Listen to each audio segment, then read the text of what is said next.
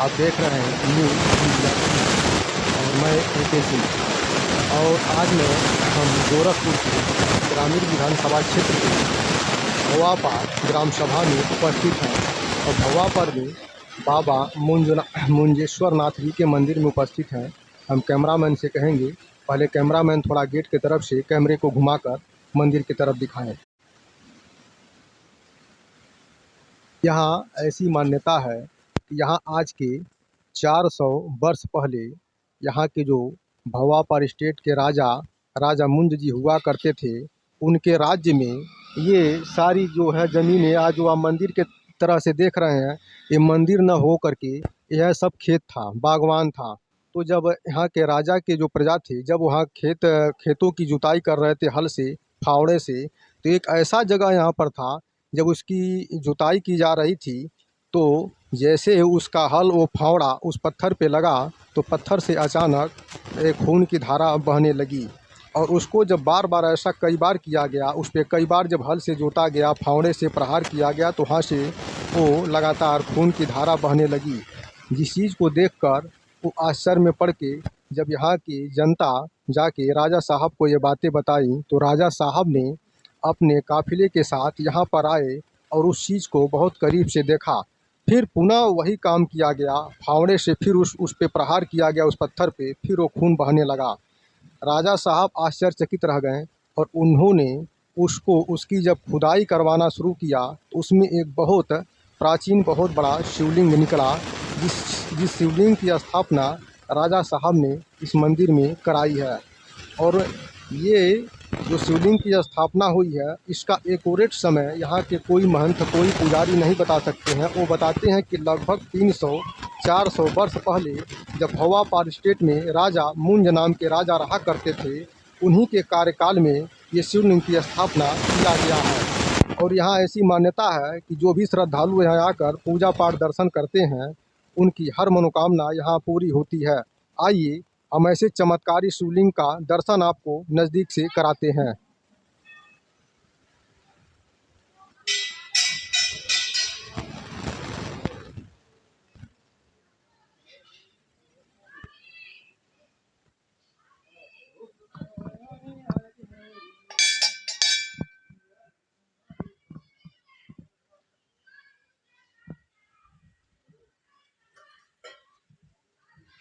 देखिए, ये वही शिवलिंग है जो आज के 400 वर्ष पहले यहाँ के राजा मुंज नामक जो राजा रहा करते थे, वही ये समय है, ये जगह है कि जिस स्थान पे ये शिवलिंग को जब ये हल चलाया जा रहा था, तो यहाँ पे फावड़े का प्रहार से इसमें से ये धारा निकल रही थी। यहाँ के महंत पुजारी जी बताएं कि वो फावड़े लगने से शिवलिंग ऊपर की तरफ थोड़ा फटा हुआ है। आज भी इसका प्रमाण है। कैमरामैन से कहेंगे थोड़ा नज़दीक से, ये फटा हुआ है। यहाँ से खून की धारा लगातार बह रही थी। जो प्रजा ने जब राजा साहब को इसकी जानकारी दी, तो राजा साहब ने इस शिवलिंग को और खुदाई करवाई और यहाँ पर इसकी स्थापना, शिवलिंग की स्थापना की। शिवलिंग है और यहाँ से गोरखपुर ही नहीं, हमारे भारत के अलग अलग राज्यों से बहुत दूर दूर से श्रद्धालु आते हैं, यहाँ पूजा अर्चना करते हैं। यहाँ 12 महीने कुछ न कुछ कार्यक्रम होता रहता है। यह ऐसी मान्यता है कि यहाँ जो भी श्रद्धालु अपनी भक्ति श्रद्धा से आते हैं, पूजा अर्चना करते हैं, अपनी मनोकामना को यहाँ मांगते हैं, उनकी मनोकामना 100% यहाँ पूर्ण होती है। ये वही शिवलिंग है कि आज उत्तर प्रदेश के मुख्यमंत्री योगी जी जब यहाँ सांसद हुआ करते थे, 5 बार इसी क्षेत्र से वो सांसद थे, तो उनका भी इस क्षेत्र में जब कभी भी कार्यक्रम होता था तो वो अक्सर भवापार मंदिर में आया जाया करते थे और यहाँ पूजा अर्चना किया करते थे। मुख्यमंत्री होने के बाद भी योगी जी ने यहाँ कई बार यहाँ पर आए और पूजा अर्चना उन्होंने किए और इस मंदिर का कायाकल्प बदलने के लिए, सुंदरीकरण करने के लिए और इसका अच्छी तरह से साफ सफाई व्यवस्था हो सके, इसके लिए उन्होंने कई करोड़ रुपए का भी यहाँ अनुदान दिया है, जिस पैसे को यह मंदिर की साफ सफाई इस व्यवस्था में लगाया गया है। आइए हम आपको ऊपर की तरफ और दिखाते हैं।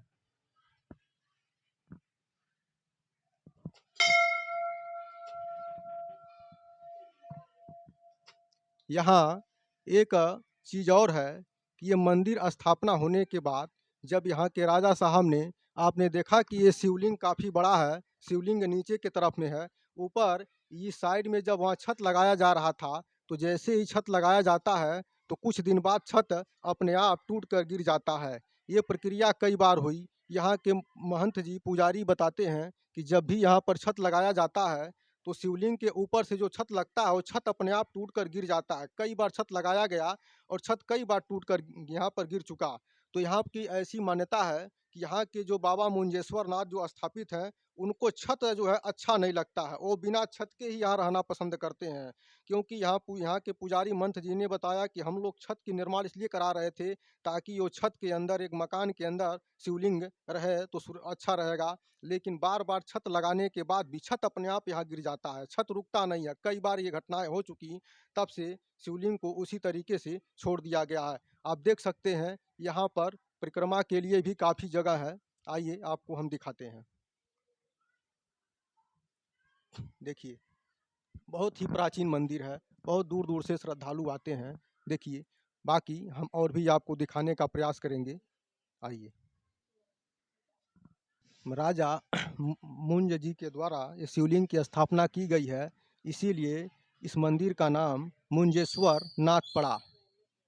आइए हम आपको और भी मंदिर के बारे में और भी सारे रहस्य बताते हैं।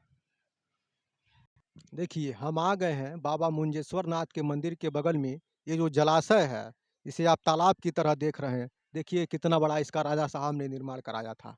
और देखिए, जब से उत्तर प्रदेश के मुख्यमंत्री जी मुख्यमंत्री बने, यहाँ कई करोड़ रुपया अनुदान दिए, जिसके पैसे से देखिए कितना सुंदर ये बनाया गया है। ये सजाया गया है बैठने के लिए, यहाँ पार्किंग के लिए, ये सारी व्यवस्थाएं बने यहाँ पार्किंग के लिए बनाया गया है। यहाँ पे देखिए लोगों को टहलने के लिए, बैठने के लिए बनाया गया है। और ये देखिए तमाम चीज़ें, तमाम यहाँ पे फूल पत्ती, तमाम व्यवस्थाएं, साफ सफाई यहाँ बहुत अच्छी तरीके से हो रही हैं। टूरिस्ट के तौर पर भी यहाँ बढ़ावा दिया जा रहा है, पर्यटन के तौर तौर पे भी इसको देखा जा रहा है। यहाँ दूर दूर से लोग घूमने भी आते हैं, मनोरंजन करने आते हैं। यहाँ पे फिल्मों का शूटिंग भी शुरू हो गया, शूटिंग का दौर भी शुरू हो गया है। और तमाम चीज़ें हैं जो भी हम आपको आगे भी दिखाएंगे और बताएंगे। देखिए, बाबा मुंजेश्वर नाथ का यहाँ डमरू और त्रिशूल की यहाँ स्थापना की गई है। देखिए कितना विशाल ये डमरू और त्रिशूल है बाबा मुंजेश्वर नाथ जी का। हम आपको दिखाते हैं अपने कैमरे पे। देखिए कितना सुंदर है। देखिए हम आ चुके हैं बाबा मुंजेश्वर नाथ के इस साइड में मंदिर के। देखिए कितना बड़ा इधर पार्क बनाया गया है, यहाँ बैठने के लिए, घूमने के लिए, टहलने के लिए। यहाँ काफ़ी दूर दूर से लोग आते हैं, टहलने के लिए भी आते हैं पार्क में। देखिए यहाँ बैठने के लिए भी आते हैं। हम आपको और आगे भी दिखाने का प्रयास करेंगे, जो आगे भी बहुत बड़ा बड़ा पार्क यहाँ बनाया गया है। आइए। छोटे छोटे तमाम मूर्ति की स्थापना की गई है। ये हमारे शनिदेव महाराज हैं, आप दर्शन करिए। आगे भी और हम मंदिरों को दिखाएंगे, तो छोटे छोटे मंदिर की यहाँ स्थापना की गई है। आइए हम और भी मंदिर दिखाते हैं। भगवान शिव के जो प्यारे कहा जाते हैं नंदी जी है, ये नंदी जी का ये देखिए कितना बड़ा प्रतिमा यहाँ स्थापित किया गया है। ये भगवान शिव के तरफ मुँह करके नंदी जी विराजमान रहते हैं। ये नंदेश्वर जी हैं। देखिए नंदी जी का मूर्ति कितना सुंदर यहाँ पर स्थापित किया गया है, जो भगवान मुंजेश्वर नाथ के तरफ मुँह करके अपना बैठे हुए हैं। मंदिर है, यहाँ देखिए, यहाँ पर ये बैठे हुए हैं। और देखिए यहाँ पर भी तमाम तमाम यहाँ पे लोग स्नान, ध्यान, अपना जाप तमाम करते रहते हैं। यहाँ पर तमाम कथा वार्ता चलता रहता है। यहाँ पर तमाम और भी कार्यक्रम यहाँ होते रहते हैं। कितना सुंदर है ये नज़ारा यहाँ। यहाँ सुबह शाम काफ़ी संख्या में लोग दर्शन करने आते हैं, पूजा पाठ करने आते हैं, घूमने टहलने भी यहाँ आया करते हैं। हम आपको और भी आगे की तरफ दिखाएंगे। आइए।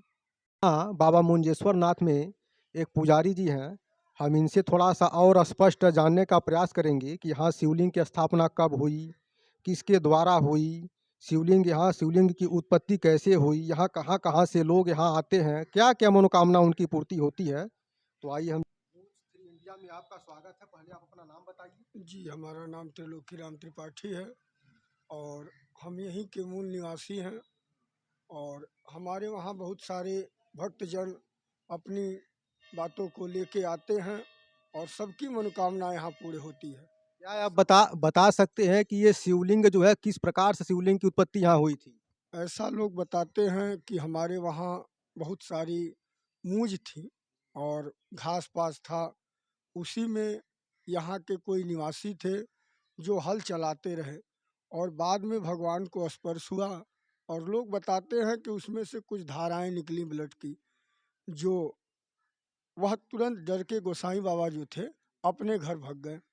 और जब कुछ देर बाद उनको एहसास हुआ, रात्रि में स्वप्न आया कि आप लोग यहाँ मंदिर का निर्माण कराएं, तो हमारे वहाँ भुआ पार के जो राजा साहब थे उनसे मिलकर इन लोगों ने यहाँ मंदिर की स्थापना, भगवान का जो भी था निर्माण कार्य इन लोगों ने शुरू किया और बहुत वर्षों पूर्व की ये बातें हैं। तो यहाँ कहाँ-कहाँ से लोग यहाँ आते हैं और यहाँ के और कैसा-कैसा यहाँ पे कार्यक्रम होता है? जैसे यहाँ पूजा पाठ, सावन में रुद्राभिषेक, सारी चीज़ें होती रहती हैं और बाबा मुंजेश्वर नाथ ऐसे हैं जो सबकी कामना यहाँ पूर्ण होती है। और अदर ज़िले अनेक प्रकार के लोग आते हैं। हाँ, सब गोरखपुर, देवरिया, बस्ती, कोई ऐसा ज़िला नहीं है जहाँ के लोग यहाँ आए ना हों। और अपने पूर्वांचल में गोरखनाथ मंदिर के बाद यही एक ऐसा मंदिर है जिसकी इतनी व्यवस्थाएं यहाँ संपन्न हैं, बाबा मुंजेश्वर नाथ। हाँ, जो उत्तर प्रदेश के मुख्यमंत्री जी हैं, 5 बार यहाँ से सांसद थे, तो ऐसा माना जाता है कि उनकी भी काफ़ी यहाँ पे श्रद्धा थी, वो भी जब भी आते थे तो यहाँ अक्सर आया करते थे। जी, उन्हीं की बदौलत ये सारी चीज़ें हुई हैं। आदरणीय मुख्यमंत्री जी योगी आदित्यनाथ जी बहुत सारा धन यहाँ दिए मंदिर के निर्माण कार्य के लिए, इसीलिए ये पूरी बाउंड्री की गई और मंदिर का पुनः निर्माण कार्य हुआ। और वो मुख्यमंत्री बनने के बाद भी यहाँ पे हमेशा आते रहते हैं, जब भी उनका इधर दौरा होता है तो। जी, जी, वो हमेशा आते रहते हैं। ये जो शिवलिंग है ये इस मंदिर का नाम मुंजेश्वर नाथ क्यों पड़ा?